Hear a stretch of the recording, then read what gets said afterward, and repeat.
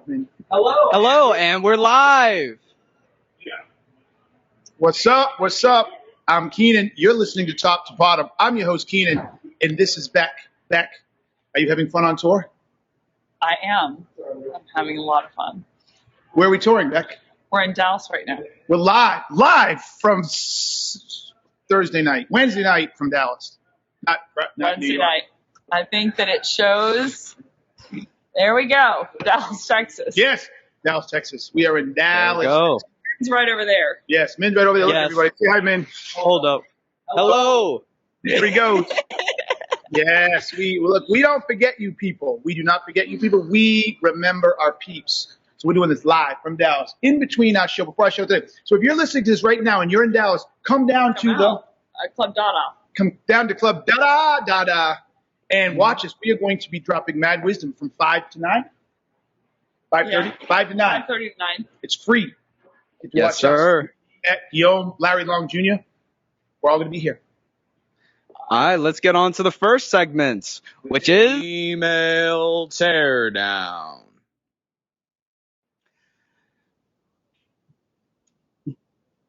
this is the segment. Hold up. This is the segment where Becc and Keenan break down emails that were sent to them. Let's go to our first one. Hold up.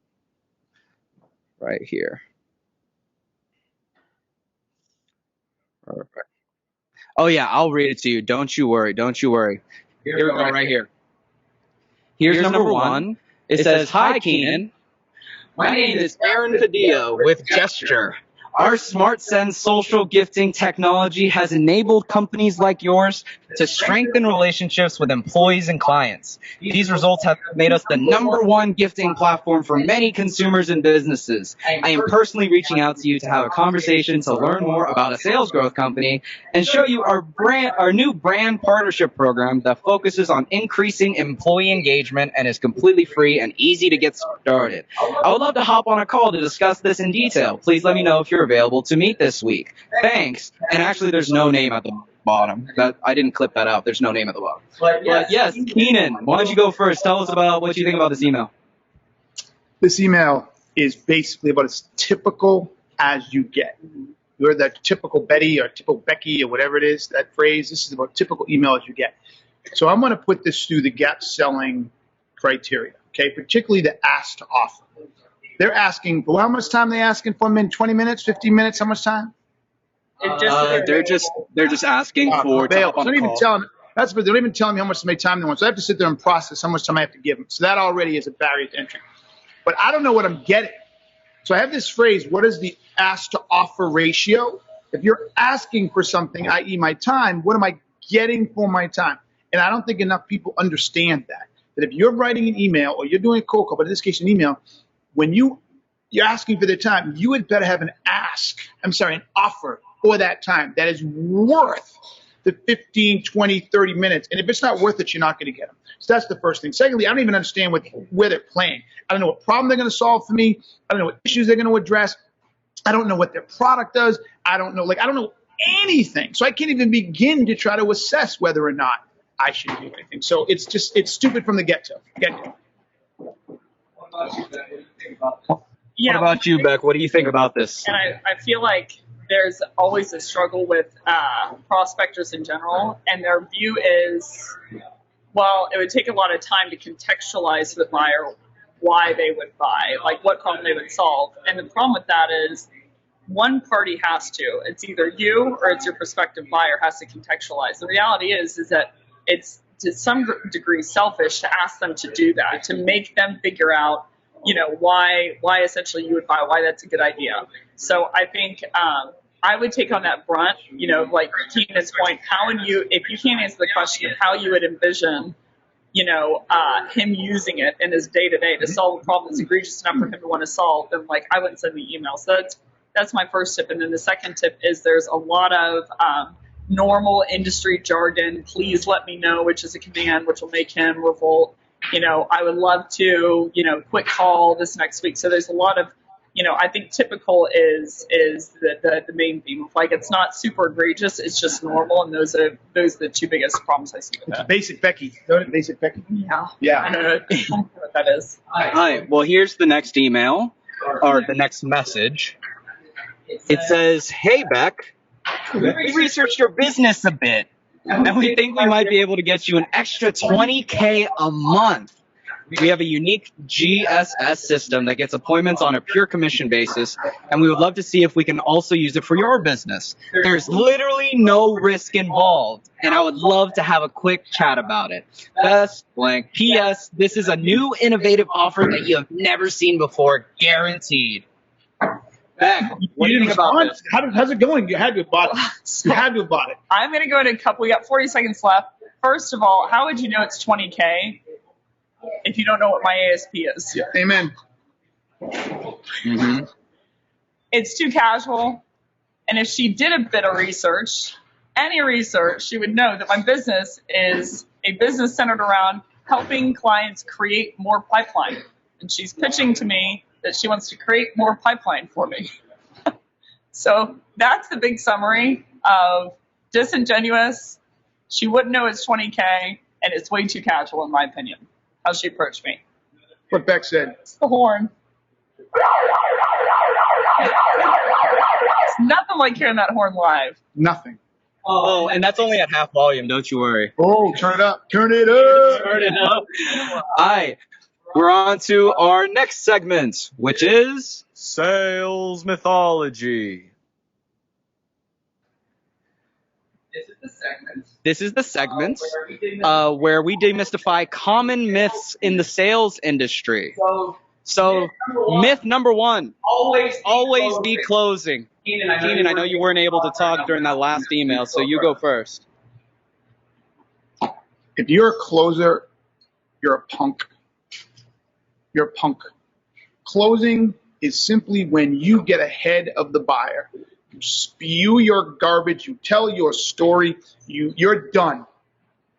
And now you're like, all right, I'm done. Let's go, let's buy. With no commitment or understanding of the buyer. Listen, if you sell properly, then you don't have to close. I do this with my clients all the time. I do it with my salesperson. If you do this absolutely properly, the buyer says, okay, this is great. When do we get started? How do we get started? And I don't have time to go into it properly, but you'll get it. What about you, Becc? What do you think? Well, to some degree, I agree with it, that you should always be closing, but I think how you close is by uncovering problems. So I think you should always be doing that. Like, that's the medium of which you close. But I think it shows a misunderstanding. I think that people mistake it for passion, or I can go out and do my job really effectively. And to some degree, people are right. Like, you want to push. I think it's unethical. I think that it feels, really, really sleazy. And I think it's probably why salespeople have a bad name. But the major call out to me is, if you're saying always be closing, that means in any case, regardless of who they are, if they have a problem or not, whether they need it or not, whether it will work for them or not, whether they have the money for it or not, mainly whether it will solve their problem or not, I should always close. And it's like, even if you can manage to, if someone has $10 and they need one pill that's going to solve a problem, and you know that, or you're not positive that pill will solve the problem, I would have a hard time sleeping at night if I were to make that person close, even if I was successful. So I think it's definitely an outdated slogan, but I think it highlights a general mindset, but behind the sales profession in general, that unfortunately runs prevalent today. Your job is not to close. Your job is not to sell. Your job is to help the buyer help themselves. Mm-hmm. So once you've done that properly, the buyer easily understands, oh, this works. All right, let's get started. You don't have to close. If you're trying to close them, that means you've missed something in the sale. Go back and figure out what you missed, because you're ready to close, but the buyer's not. Why is that? Okay, on to sales myth number 2, which is great salespeople are born, not made. Becc, why don't you start us off on this one? Interesting. By the way, it is so interesting seeing Ben for the first time on the right-hand side. It's warming my heart a little bit to see him. He looks totally different in person, y'all. Which you might see. Oh, my parents just walked in. My parents. Oh. There's my mom and dad. Mine. Why do crutches? Because there's a skit tonight around product-centric, feature-centric, pain-centric, and problem-centric that my sister's 4 little kids are doing. Okay. So it's part of that. Sellers are born, not made. What was it? Productive sellers are born, not made? Just great salespeople are born, not made. Well, I think that's from the misunderstanding that people think that how you sell is based on someone liking you. And so they think that like an inherent amount of traits are born into you of like, I'm born an extrovert so I can sell, or I'm born with like aggression. But that, again, like most of these phrases, the problem with them is they highlight a like general misunderstanding of what selling is. So that's kind of like saying doctors are born, not made. Well, I guess so to some degree, but they still have to go through the exhaustive process of going to school, graduating, going through med school, graduating, going through, different rounds, et cetera, because there's, even if you're born with the traits naturally, like the acumen, et cetera, that will make you a good doctor, you still have to go through an educational process to understand, what's important to a buyer, what makes a buyer tick, what does that persona do, what are some of the triggers and things that will hurt them, and what are the questions that I can uncover to dial down to that root diagnosis problem. So I think it, again, highlights a severe misunderstanding, and it's very normal, commonplace conversation, that people believe that who I am should be the thing that's being sold, not like that selling isn't based around an expertise that needs to be gained. I think that phrase came from an old school perception of selling. That selling was the personality of the egregious who could talk to anybody. I remember growing up, like, oh, Keenan, you can talk to anybody. You'd be a great salesperson. Well, back the funnel or the filter that was being pushed through was this idea that people knocked on doors, or they made a million calls all day long, and they had to get people interested, or barkers on the side of the road, or at the county fair. Oh, hey, you look like a great guy, man. Come on over here. Tell me, like, your ability to connect with people and get them to react to you, so you could give them the pitch. Right? That's what that came from. And I get it. And like anything else, people who had the ability to disarm people or connect with people right away, had that skill, would do well in sales. Just like the guy who happens to be 6'11", has a 45-inch vertical and can run a 4.7, is going to be a fantastic tight end. But he wasn't born a tight end, because I can show you all kinds of people that are that tall and that aren't born into it, right? We all have innate, inherent skills that lend to certain careers or certain hobbies or certain interests. So from that perspective, yes, but that's not a sales trait. That is a... Yeah, keep going. Or finish off your sentence. Am I getting an amen? Or no, yeah, you are. You are. Say it. Amen. We are in Texas. Amen. We are in Texas, right? In the old country. So there are certain traits that lend to that, right? But that's not a sales thing. That's across any type of career, any type of industry, any type of interest. I think where we're at now is we need to understand, take a step back, that many of the skill sets that make someone a good salesperson can be taught. It is more someone's knowledge and understanding of a space, their willingness and ability to listen, their willingness and ability to be intellectually curious. And yes, some people can have advantage of that born, but those aren't inherent things. Like, I'm never going to be 7 feet tall. You may not be curious today, but you can learn to be curious, right? So these are hard skills, soft skills. So no, you're not born that. You could be born with benefits, but you are not born a salesperson. I know all kinds of gregarious, outgoing, magnanimous. There you go. That's for you, Becc. Magnanimous people who suck at sales. And I know a lot of quiet, methodical people who are very process-oriented, introverted, who are great at sales. Hint, hint. Study. They are verbose, though. They are verbose. Hey, we have... So I think what I was thinking when you were talking is the book Outliers by Malcolm Gladwell, and it highlights basically, he studied a whole bunch of outliers in terms of who was really successful, and what he understood when he studied the greats, like the Beatles, Bill Gates, Michael Phelps, etc., was even in that skill set, it didn't come down to things they were born with. It mostly came down to how quickly they got to 10,000 hours of practicing whatever their skill was. And, oddly enough, when they were born. Well, yeah. Situationally, like Bill Gates, for instance, he had access to computers before people had access to And computers. same So, thing like, with Steve Jobs. You notice you named some of the richest people were born at certain times Totally. in the world. The richest people in the world now were born between 54 and 63, and the richest people that were ever in the world before that were born between 1895 and 1912. Yeah. So when you were born, look at me. He's like, huh? Because they were entrepreneurs at a time where massive revolution was happening. So he argued if Bill Gates was born even 5 or 6 years earlier, he would have peaked too early, wouldn't have discovered that, and someone else would have done it. Sorry. It's great stuff. I got you up. Yes. Yeah, I forgot. No, wait. It was 10,000 hours. When they so I think that practicing a skill is going to get you there faster than anything, like over the actual trades. But I think what people should be practicing is not a selling skill, but they should be practicing asking, like, the thing that they should be achieving is drilling down to what the problem is. And so it's like, doctors, that's why they have rounds of, like, that they go in and they try to diagnose something, but they have, a tenured doctor along with them to make sure that the diagnosis is correct. So I think practicing that and building up that muscle is going to be the fastest way to become a really lethal seller, as opposed to, like, any kind of technique or asking questions in a certain way. You're right. I mean, that repetition and that ability to highlight and identify what skills can make someone good at diagnosis, what skills can make someone good at listening, what skills can make someone improve their critical thinking skills, and then working on those and practicing those. So, I mean, no, you're not wrong. You're not wrong. We got to cut that myth out. I think too many people are hiring on that still, right? And they're like, oh, you're just not cut out for sales because it's, what is it, a bias, it's a stereotype. Yeah, I still think we're hiring and managing and identifying on a stereotype, bias. And I think it's hurting the sales industry. We have 5 seconds left, but might as well try out the full volume. Gave that 5 seconds to 10 seconds to Becc to finish up, and she was all distracted. She's like, okay. Never going to come on early. Can never do the horn early. Might be. But we're off to the next segment, which is Take it or leave it. on the PowerPoint.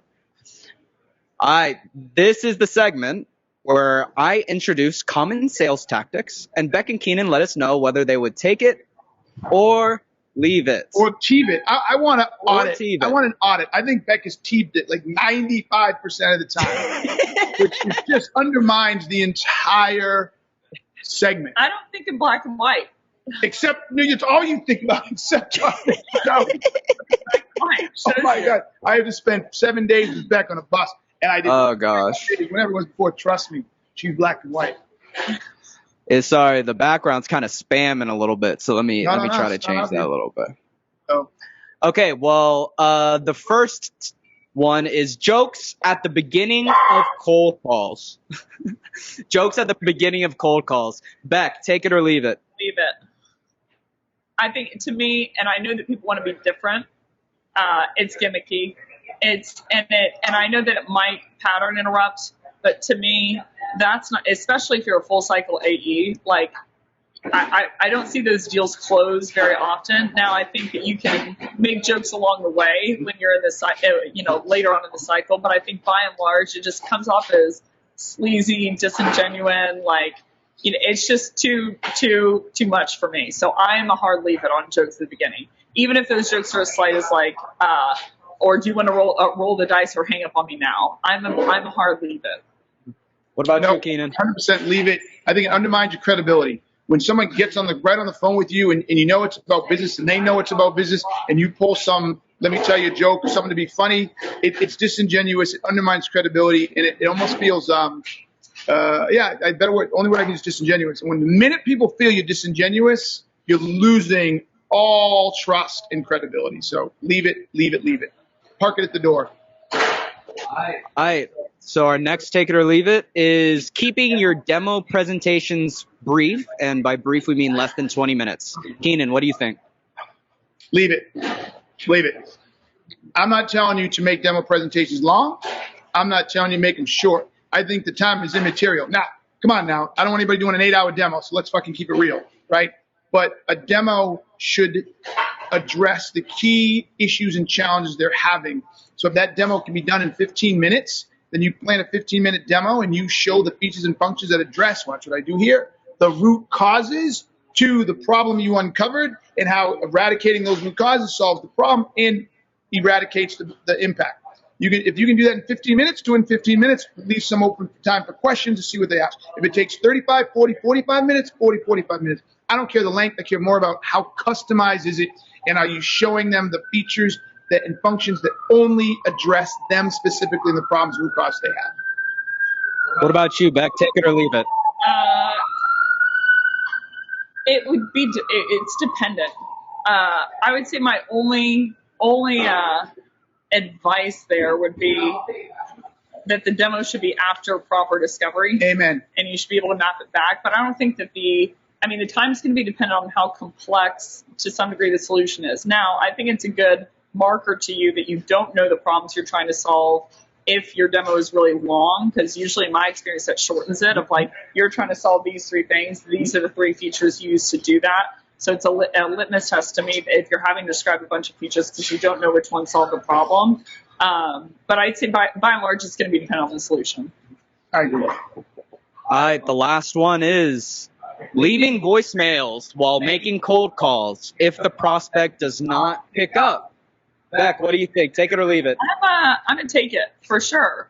I'm gonna take it. I think you should leave voicemails. Now, I think don't tell a joke though. 10 cold calls over the course of a sequence, and usually I suggest that you leave 2 voicemails. So it kind of documents for your buyer. I think that it's a very rarely used medium, oddly enough, and I think people will hear it. But what I'm using voicemail for is to point to them to email as opposed to getting them to call you back. But I'm going to take it.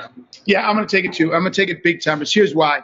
I don't think we understand, whether we like it or not, there's so much time spent on this concept of sequences and emails and voicemails and LinkedIn.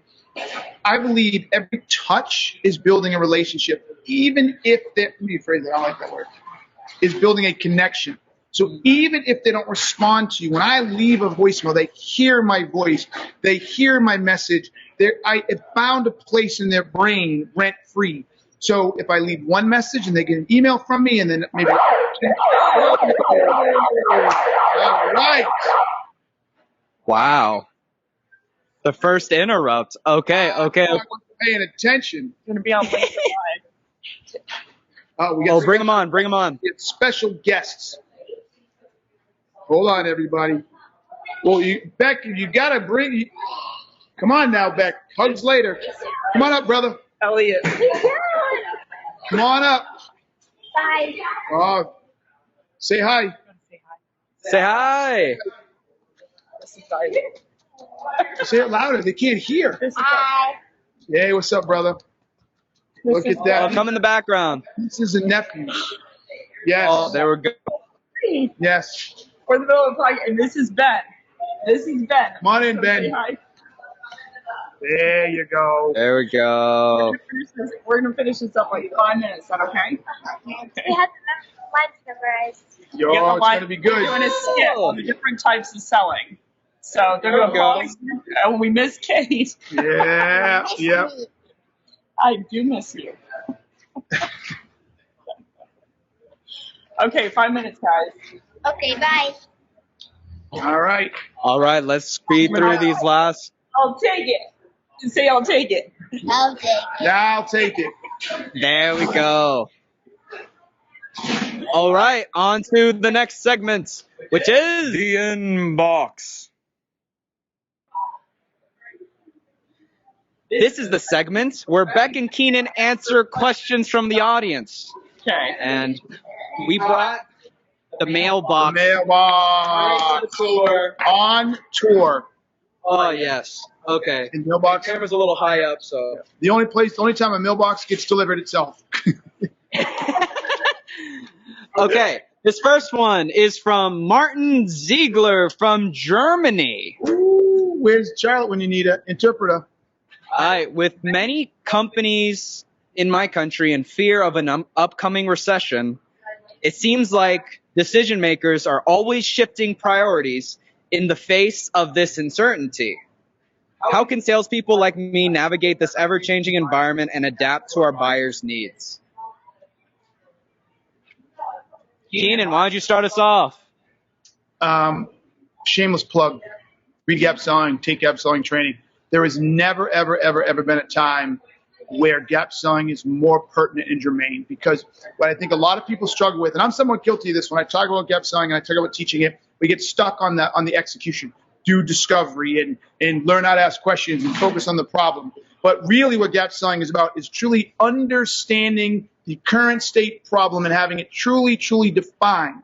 So when you work with the buyer and you spend the time to understand the problem they're having and you define that problem and you can articulate the gap and not changing, when they start getting freaked out about an economy or spending money, you can simply say to them, I'm confused. I hear you're concerned about X, but you're losing $200,000 a year. How do you think that's going to play out during the economic downturn? So that you can actually use business case, business information, and business data they shared with you to allow them to compare the decision of not moving in a downturn economy with moving in a downturn economy and not get them focused on a product. So more than ever, you need. That's what you got to do. Hi, Becc. What do you believe?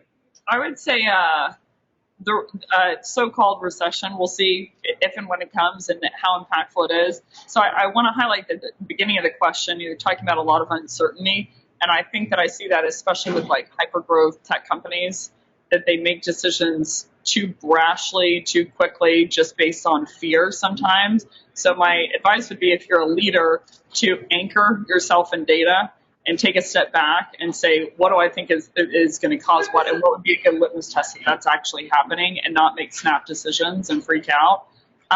From a selling perspective, what I would tack on to what Keenan said is the recession and the pandemic, for instance, they introduce new problems to our buyers that didn't exist before. So I would evaluate my new buyer in the recession, as is, of like, what's their world today? What are the new problems that have been introduced because of that reality? Like a great example would be, a lot of people are consolidating tech, because they want to do more with essentially less. So it's like, I formerly sold a product that helped you, understand how many licenses were you not using, what had dual functionality. So it's like, that's a place where an introduction of a new problem has entered because of the recession. So I take a step back and evaluate for my buyers what new problems are coming to deck because of the recession, and sell according to those. All right, perfect. On to question number 2, which is from Sandra Williams from Denver, Colorado. Hometown, 303-720. I love my reps. They're like family to me, which is why it is. She's not from Denver, she's from Boulder. Well, which is exactly why it is so hard to draw a line between giving my underperforming reps more time and training to grow and finally calling it and letting them go. How would you guys go about this? Where do you cross the line? Keenan, would you like to start us off on this? Yeah, so really quickly, behaviors versus performance. Think about a 4-quadrant matrix. If behaviors on one axis, results on the other. If they're in the top right corner, that means they're showing up, they're demonstrating the behaviors and getting results, they're great. If they're in the top left, they're demonstrating the behaviors, but they're not getting results, give them 90 days, no more than that. Behaviors are good. If they are in the bottom left, not demonstrating the behaviors and not results, get them out yesterday. And if they're in the bottom right, not demonstrating the behaviors, but getting the results, give them 30 days, because behaviors are a choice. Wow, you really got that in 30 seconds. Oh, my goodness. Okay. I can't do it before. Heck, you got to at least say something. I can't. You it looks good. It looks so good. It's so good. All right. Show me then. Okay. On to the next segment, which is Challenge.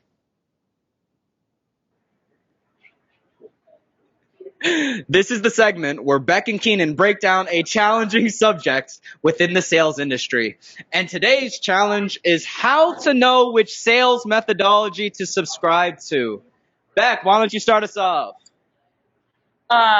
Well, there's a couple of different ways that you can do it. I think that the challenge for people at all is going to be, first of all, do you have one? Do you have a way that you're selling, at all that you're subscribing to? Or are you just defaulting to it just kind of shakes out on the floor and we're not centering in on anything?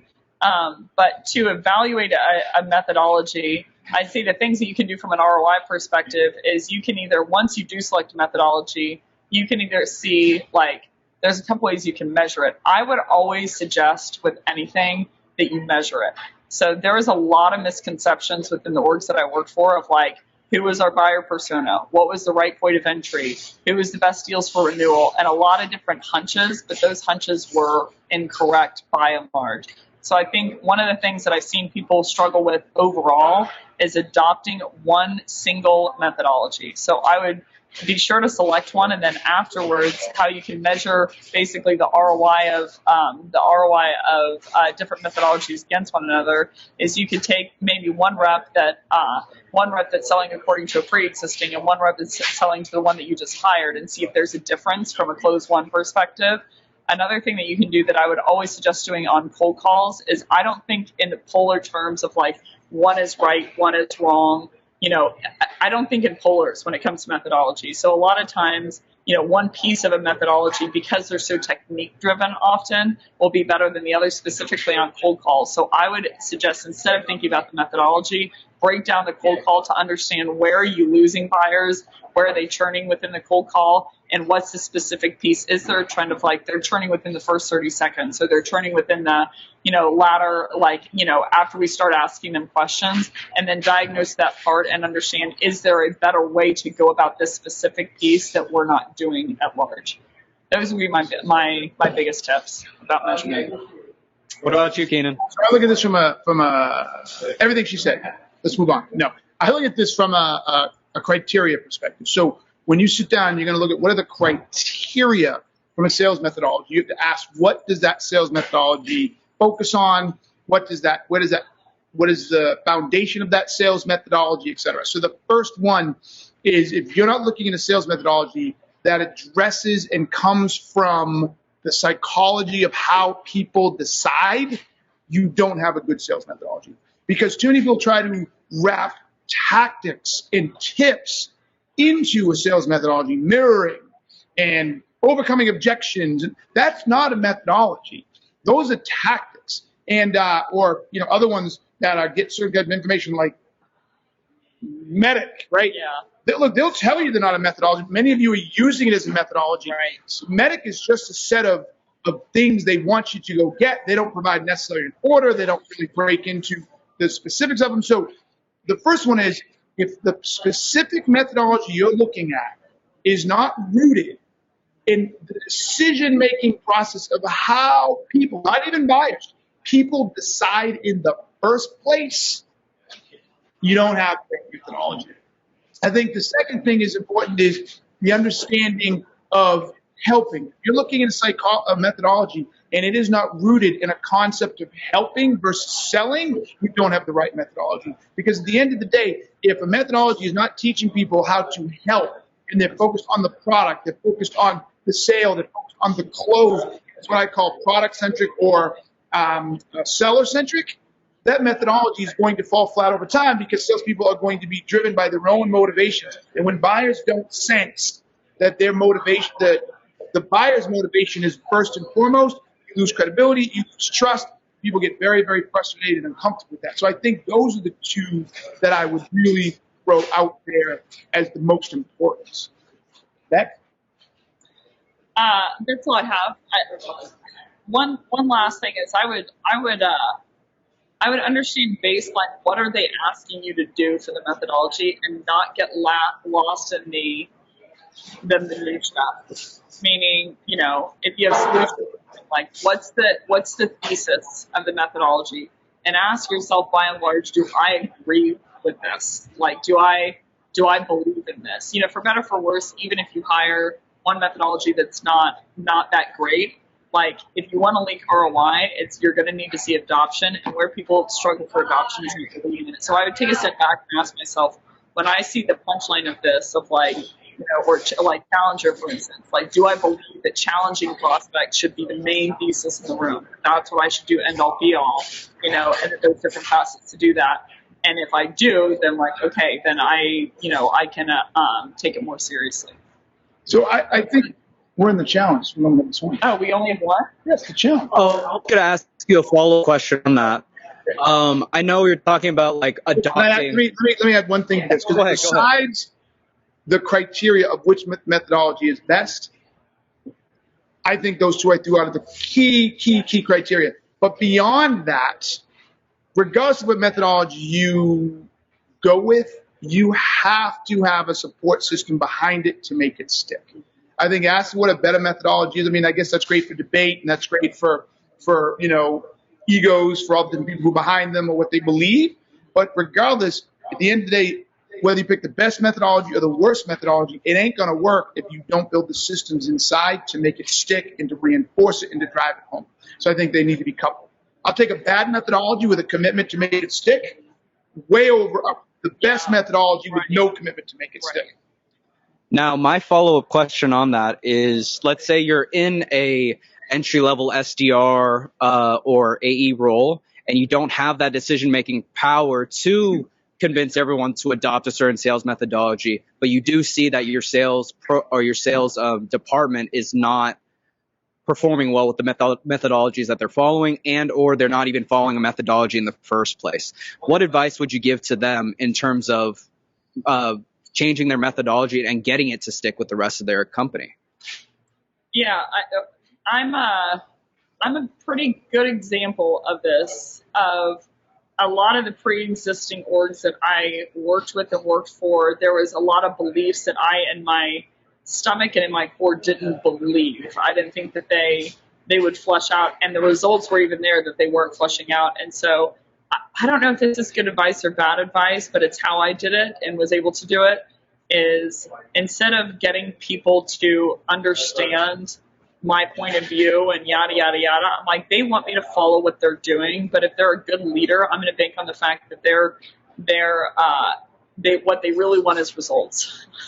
So I would roll the dice at every org, and I would say by and large, people aren't with a microscope looking at what you're doing until you're really, really successful.